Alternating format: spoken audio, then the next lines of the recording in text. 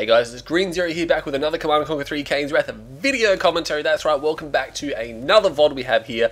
I hope you're all enjoying the Scrin challenge there. There's still time to enter in that competition, details in the description below, but quite a few people have already entered that one there, so we've got quite a few people in the draw. It's very exciting, but I'm not giving away any more clues at all ever about that that competition, and we're going to jump straight into this game here. I have been pretty busy, of course, playing tons of games on the Revora server. I know it when people love I say that. It's true. But we got a game here for you today, so we're going to jump into this one. And I'm excited too because it's Phoenix, aka Stephen Donald Nashington against masterleaf. So we have a top tier game. These guys have a bit of a history. Phoenix, of course, being, you know, absolutely terrified of masterleaf, and masterleaf being fully aware of that. But hopefully it'll be pretty close. We're going to jump in now. We're on tournament decision, so if we jump up to the right hand side here, playing as a Scrin faction, it's going to be masterleaf. That's right, it's Mysterious Leafus, and it's a random mirror. So what have you got, Leaf? Is it Travra? No, it's Vanilla Scrin. So he's Vanilla Scrin against Stephen Donald Nashington, who's 2-raxing, which is something that, well, he's actually blackhand as well, so there you go. 2-raxing was obviously really popular in probably the first year or two, maybe year 2, 3 of Kane's Wrath, and then it really dropped out for the favour of the 1-rax, but you can still do it. If I do it, it's usually as not or Scrin, because GDI doesn't really need it as much. The scouts are much faster, so they can secure the bunkers well before the enemy scouts here, but masterleaf is going to try to come across here. He's got 3 buzzers, a 4th one in the building. That's enough to overwhelm the Cabal squad. Will he try to take it on, though? That's the question, because with the 2-racks, it means the engineer is coming from the left side, and he's easily going to be able to secure that. Masterleaf is just deciding, you know what, I'm just going to go into the enemy base here, because he is against Blackhand, which he realizes now. And look at this, the buzzer controller's on point. He's not getting anywhere near. He forces the draft of another Cabal, and that's not going to do anything, unfortunately. Is Stephen Donald Nashington going for a flame rush of any kind? Yes, yes he is. He's going for the operations center. We can tell it's building too fast. Has to draft another one, but look at this. This scout is going to get straight in, so you know, the amount of scouts that he would have to draft now. He doesn't have any more. He doesn't have any more than what he's got now. But I'm assuming he's probably going to go for flame tanks, because flame tanks are a better option on this map here, just because the map has chokes and things like that. The Reckoner might have a tough time getting into the enemy base, but the flame tanks can, of course, destroy all the spice on the map and then box masterleaf into his base, and then perhaps be a little bit more useful later on when a Reckoner does rock up, and then they can all go in at the same time. But masterleaf here is going for a 3rd harvester now, so he's going to try to squeeze that out before any enemy units, which is surprising here. We've got the flame tank on its way as well, so the flame tank is heading out and about. Cabal squad here somehow managed to clear this garrison, or maybe masterleaf just left it, but this flame tank is just going straight across the map. Is he going to just rush straight into masterleaf's base? That's going to be the question here. Another Cabal squad up here. Seeger tank is coming out, 2nd Seeger tank, so it's going to be 2 Seeger tanks, and no, he decides that he's not going to go in there. He probably wouldn't have been able to destroy anything, but the spike is now in his sights. I'm assuming he's got a blackhand squad down here, so perhaps just a singular flame tank and 2 scorpion tanks. So there you go. You don't really see a scorpion tank follow up that often. He's actually going to turn around and try to flame this down, which he will be able to get at. masterleaf, unfortunately, unable to control that well enough. And with the 2 scorpion tanks here and the Cabal squad, that other Seeger tank's going to have to back off. So he's going to lose this spike, and I mean, he's only got 1 flame tank, of course. Buzzer is denied, so he won't be able to see what the follow-up is here, but Nash is just ecoing at this point in time, putting the pressure on masterleaf. That dev tank, though, that's not something you want to see. That scorpion tank is history. Extremely powerful tier 2 unit when they're charged, but the Blackhand squad standing on Tiberium, which is not good. Of course, the Blackhand squad has the ability to just burn this down. There is a buzzer there, so taking the garrison could be a bit risky, because the buzzer can easily cut around and clear that before it's destroyed. Maybe, I don't know, a flame squad is pretty powerful. Wasting some of the charge on the infantry forces there, which is you know, beneficial for Nash if he does decide to rush that tank, but he doesn't really have the forces to do that. He's just got 1 scorpion and 1 flame tank, so that dev tank can just reverse move. Even if it doesn't have charge, it'll still win that engagement with the help of the Seeger tank. 3 ref down now from Nashington. 3, 4, 5, 6 harvesters. This is probably his 7th harvester. If for those that don't know, 7 and 3 is the preferred ratio on tournament decision, where you have a very large starting field. I mean, you can go 8 and 3 or 6 and 3 if you want to go cheap, or 8 and 3 is if you want to go expensive, but 7 and 3 is ideal. It's really where you want to be. A few infantry forces will knock out that Seeker tank, but I think masterleaf is pretty much well aware. Well, look at this, triple gravity Storm Rider stabilizer I said that in the wrong order, didn't I?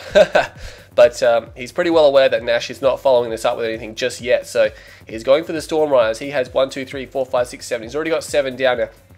He does have these 3 gravity stabilizers. Actually, he's rallying some of his Storm Riders up. I guess that's just in case another Flame Tank he's not aware of does sneak up on him, because Storm Riders will be able to demolish that threat pretty quickly. Of course, it does take quite some time and a lot of money to produce these. They're $1,500 each. They're actually very expensive aircraft. I mean, it's basically like building Hammerheads or Firehawks and things like that. So those Storm Riders do take a while to get up and running, but if you can get them in a swarm, they are basically like a flying brigade of tanks. They're basically like stupidly fast tanks. I mean, they actually absorb a decent amount of damage. There are some weapon types that they're actually quite vulnerable to, but he's actually going to leave. No, he's not going to leave just yet. Nashington, I'm pretty sure, has no idea that this is actually coming. No, he doesn't. No, he's got no vision on any of the base. You can see the whole base disappears as the replay file catches up with that. But Nash is 100% not aware of what's actually occurring. Now, he does have infantry with flame upgrade. Now, this is going to help him a little bit, but he needs some AA units here. He's got the operations center. I think he might have spotted it now. Yes, he has. The Raider buggy's going to spot it. So masterleaf trying to cut up and above, and there's actually another Raider buggy in here. Well, he sold all the gravity stabilizers off, trying to trick him, but it's not going to be the case. The flame tank does get destroyed, but yeah, he's 100% aware that these are coming now. He doesn't have enough time to get down any AA batteries. Is this a AA battery? Yes, it is a AA battery. He will be trying to destroy that one harvest. He flies straight through and he gets it, and he statuses out the tier 2, which means he can't actually produce any SAM turrets, and he can't produce Mantis either. So he's actually hitting Nash pretty heavily here. Nash is in a lot of trouble. He's going to try to focus the tech center down here, and look at this, the control as well. He's keeping the Storm Riders to the back of the base on aggressive stance, so they don't fly over there because they'll just strafe, but you can actually fly around in circles and they'll still shoot. Look at that. Did he even lose any? I'm not 100% sure, but he's evacuating this area now. You know what? I reckon he could go back in. I reckon he could. I mean, there's some rocket scores there. Obviously, it's such an expensive force that masterleaf can't afford to lose it. So he's choosing not to lose it here. The problem is that Nash is going infantry, which is obviously a long-term issue for him. But these Storm Riders now heading across, and he has expanded. The Storm Riders are trying to shoot the infantry. I'm not sure if they're going to be able to do a good enough job of that. I mean, there's a lot of them there, but again, they do like cannon-type damage, so they're not exactly effective against the infantry. They might be able to overwhelm a small group of infantry like that. The Gunwalkers, though, the Gunwalker's coming down the middle. Now, he might want to get attenuated force fields here because he's going to be up against Man Spam, and Scrin really needs something like that. He's not actually researching attenuated force fields here. What's he got? He's got 4, 5, 6, 7, 8, 9, 10. He's got 11 of these Storm Riders, so he had 3 gravity stabilizers, which means he could have built 12. I'm not sure if he actually built all 12 or if he just lost one. It was hard to see. We don't need that anymore. We just put that up. But he's going to come in and he is going to snipe a Harvester on the edge. He's going to watch out for those Mantis. I probably would have gone for it. I mean, those Mantis might have got a kill or two, but he would have got that Harvester. He's really playing it careful now. He doesn't want to really lose these Storm Riders, and you can't blame him. Especially on a map like this. Storm Riders aren't actually that good on a map like this where there's a lot of choke points. You know, AA can really cover you. I mean, air is good on this map, but you know, when I say air, I mean like Firehawks are really good because they come in, they drop their bombs and strato out there, in and out super quick and do a lot of damage, where the Storm Riders need to stick around for just a little while. He's going to try to strafe that Harvester. Forces, oh, Nash is just pulling those Harvesters brilliantly there. It's actually a Gunwalker there as well, so he's got that in there just for scouting purposes, but it was a good pull. He's actually got some Reckoners here loaded with rockets as some type of mobile AA. He will pick off that damaged Harvester, and will he get a second Harvester? He will get a second Harvester. There is a Reckoner coming out now as well, and I think he's just going to deploy that for static defense because he doesn't have any build radius up there. You got to remember his build radius is limited to this area here, and he can put a 3rd rocket squad in as well if he needs to. Raider buggy is still over here. Battle markers over here as well, standing on the Tiberium, not good for your health. These Gunwalkers now moving back, and he's probably going to go for Devastator warships here because they will be devastating. No pun intended. We'll use the phase field though, and there's not that much infantry here to kill, but and look at that scatter move instantly by Nash. That's going to really negate that damage. He's just going to move around. You can just keep selecting small groups and just pushing the scatter move button, trying to get out a Redeemer here. But this is dangerous because there is a Devastator out now, and if he knows this is here, he's probably going to focus it straight away, and that doesn't have a lot of armor, that War Factory. And Devastators are really powerful against structures. He's going to have to fence it. I don't think he fenced it at all. He's going to come in here now, and he's got Tib Core. He has Tib Core. He denies the Redeem, which is very well done. Looks like he will maybe lose. No, not quite. He's doing masterleaf is doing a fantastic job of keeping these Storm Riders actually alive. And with the Storm Column there, I believe that will buff them, and it is actually self-healing them actually quite quickly. Look at that, just about as well as what you'd get from a gravity stabilizer. Oh, there is actually a gravity stabilizer there, but I think they move too quickly to be repaired. 2 devastator warships here now, and they're just like, you know what, we can just focus this down. He's got to watch out for the Tib core missiles. They are now in range of these guys here, actually receiving repairs from the gravity stabilizer here, and Spectre artillery is coming out now, but there's only a singular one there, actually not targeting the hub. He will pull those guys back now. Or did he lose one? Oh my god, he must have lost one, unless they're overlapping. No, that's over here, far out. He does still have one, and look at this, just harassing, and the Storm Runners come in, sneak one out. They might have lost 1 or 2, but it was definitely worth it there. The Storm Runner utility is not that high at the moment. Nash has an MCV up the top, though. Wow, he's got dual MCV, so there you go. He's got a backup plan. Puts the Redeemer Engineering Facility in a very dangerous position. The Spectre Artillery will take care of that gravity stabilizer. Will he snare one of these Devastators? No, he will not be able to get that, unfortunately. He's going for a Hexapod, which he should have out short. He's actually having a little bit of trouble with Cashier Mask, which is surprising, because he's actually harvested a lot of Tiberium, so definitely spending a lot. There is actually something happening up here. Oh, masterleaf is expanding as well. They're both expanding up here, but he's only got an outpost, which is a bit of an issue. Battle markers over here, it's just Tiberium exposure. Meanwhile, masterleaf is moving around. He's got a singular tripod here.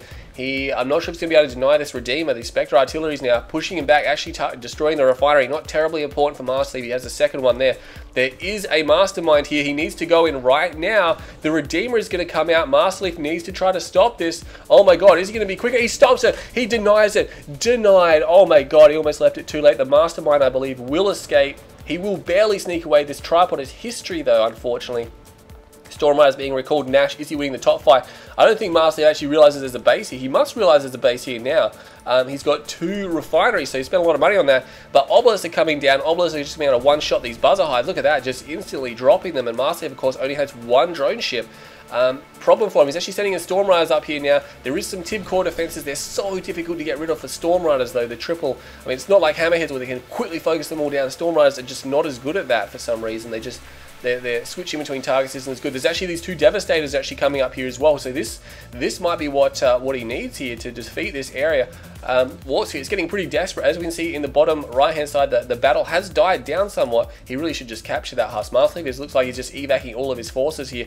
Doesn't even have his Hexapod fully garrisoned. This is a really tight game at the moment. Storm Column comes down as well, and these guys here now taking Tib core damage, but that battery was completely destroyed. Oh, there's actually Mantis here. A lot of those guys are falling. Look at all the destruction raining out of the sky now. Masterleaf is in a little bit of trouble. The Spectre Artillery actually bringing in much needed reinforcements here, and this small bastion of hope here for Nashington. These 2 Mantis there are a big problem. The Storm Riders are pretty much history. There's almost all destroyed, so they're not going to be able to do too much. Does he have? He's an elite Mantis there. Killing those Storm Riders gives away a lot of energy, of course. EMP actually lands right in the middle here. If he get a nice Spectre shot, which he will, oh my god, on the tripod as well, those power plants are pretty much history. He's actually got some power plant. Oh no, that's actually just the EMP still taking effect. These Mantis might want to pull back. He really can't afford to lose those. And he will pull them both back. That's nice. He's got a War Factory here for repairs. EMP buggies are here. Oh, the Hexapod is flanking the Spectre Artillery. Oh, he's got to move the Spectre Artillery right now. He doesn't have stealth, which means he's going to have to run. The EMP buggies will save the day. Only a single Spectre will go down here. He's got 5 more of them, which is quite a bit. He can do a lot of damage. Face build comes out there, so he's not going to be able to do too much, but he needs to take these Devastator warships out. There's a tripod there. This tripod needs to be dealt with. If he can deal with the tripod, he can actually just shoot down the Devastator warships. He's just going to go for it. He goes for it. He will destroy it. There's an elite Mantis here. I'm not sure if it's the same one. Oh, he doesn't lose it. It's still alive. It is still alive. He's pulling it back there. He's pulling it back. The Hexapod is here, but unfortunately it's phased, so it can't actually do a lot. The EMP completely misses, though. He needs... Oh, where's his Spectre Artillery going? Stephen Donald Nash, what are you doing? Where are they going? They're actually trying to get crushed by this Hexapod. That's a pretty big error there, so it's the first time. They're all super overlapped as well. They are all super overlapped. That's a bit of a problem, and I'm not sure what he's doing, but he's having trouble targeting with these guys right now. He will target them now. What's he going for? Oh, he actually snares some of those Corruptors in that splash damage as well, actually getting a kill, and he will be taking down that Warsphere, which is a bit of a problem as well, and I'm not sure this Mantis will make it back to base. There is still a Devastator warship here, which he desperately needs. EMP coming off, just keeping the Hexapod at bay. He's got to watch out. He's now being attacked by the Devastator warship. That one Mantis could just run straight in. He's got the Hexapod, and he could just chase it down. There's actually nothing to destroy this Mantis here, and he will come in with Tib core missiles. Will he destroy it? He will destroy it. He's got a Heroic Mantis. Heroic Mantis, can it get out of there? I'm not sure if it's going to be able to get out of there. It's being fired out by that Corruptor. I think he will just manage to sneak away. The Hexapod is taking a lot of damage, and Masterleaf, no, he decides that's it. That is the end of the game. Wow, that was... I mean, you don't really see intense fights like that too often, where it comes down to the top field, like both players fighting over that one there. That was really intense. That was a really good game. I'm actually Actually haven't seen something that good for quite some time. And that was really well done. What can we say about that? Masterleaf's air power was just astonishingly good. But at the end of the day, I mean, he inflicted a lot of damage, but he needed to inflict just a little bit more, I think. He was a little bit too conservative in some areas, and a lot of people would see that had been perfectly fine, but at the end of the day, Nash was able to defend it out. His air defenses were capable. They were just enough. He had just enough air defenses to deal with that. And Masterleaf's Devastator warships very well done as well. The Spectre artillery surprisingly did a lot of damage for Nash. They did a lot of damage, and the EMP control at the end was really what won him. I mean, without the EMP control, he would have lost all his Spectres and probably his Mantis, and he needed those to win the game, but he just kept those alive, and that was important there. Masterleaf threw everything he had at Nash, and Nash just threw it all back in his face. So that was a really good fight. Well done to both players. 116,000 to Masterleaf, 105,000 to Nash, so about 11,000 in favor of Masterleaf in a 14-minute game, or 13-minute 47-second. That's not too much. You can see here most of that, I mean, up until like the 12-minute mark, that's where it's really, you know, even here, the 12.5-minute mark, where Nash just manages to creep ahead, but he's still flatlining somewhere here. Now, that's actually Masterleaf, sorry, so Masterleaf is, had this here, but you can see here, he wasn't able to refine on the top field, so that's why it's flatlining. Got a little bit and then flatlined again. Nash was just going on spike and long-range mining by the looks of things. But yeah, that was a really good game. Well done to both these players. Stay tuned to my channel. I'm Green Zero, and I'll catch you all in the next video.